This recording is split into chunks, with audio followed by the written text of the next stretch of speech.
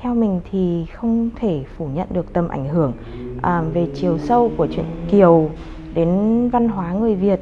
Có thể ngày xưa thì mọi người nghĩ là truyện Kiều là lẽ sống của người phụ nữ và Kiều là một cô gái rất là lý tưởng. Nhưng mà ngày nay thì theo như mình, các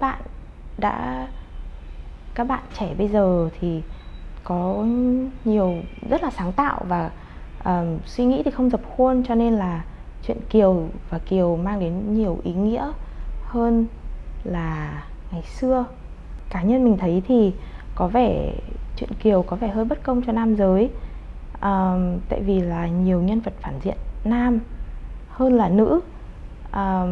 và cái đấy nó ăn sâu vào tiềm thức của người Việt Nam mình. Thì vô tình những cái tính cách như là Sở Khanh,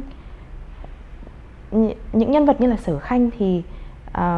lại thành một tính cách của người đàn ông luôn. Và cái đấy là không đúng, tại vì không phải là ai cũng là người xấu, không phải là người đàn ông nào sinh ra cũng là người xấu. Cho nên cái đấy nó làm cái xu hướng suy nghĩ và cách nhìn nhận người đàn ông của Việt Nam mình là có thể bị sai lệch nếu mọi người không rạch ròi giữa đấy chỉ là một cách, truyện Kiều chỉ là một cách suy nghĩ về người đàn ông, hơn là đấy là cách duy nhất,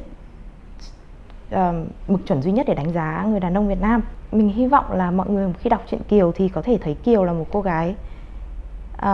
là một mục tiêu để mọi người hướng tới, để có hy vọng là cuộc sống của mình sẽ hạnh phúc hơn. Nhưng mà mình hy vọng là mọi người có thể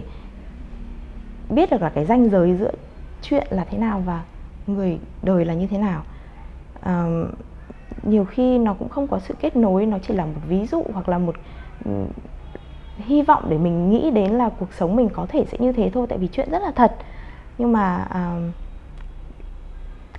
Kiều không phải là người thật so với mình, đối với mình.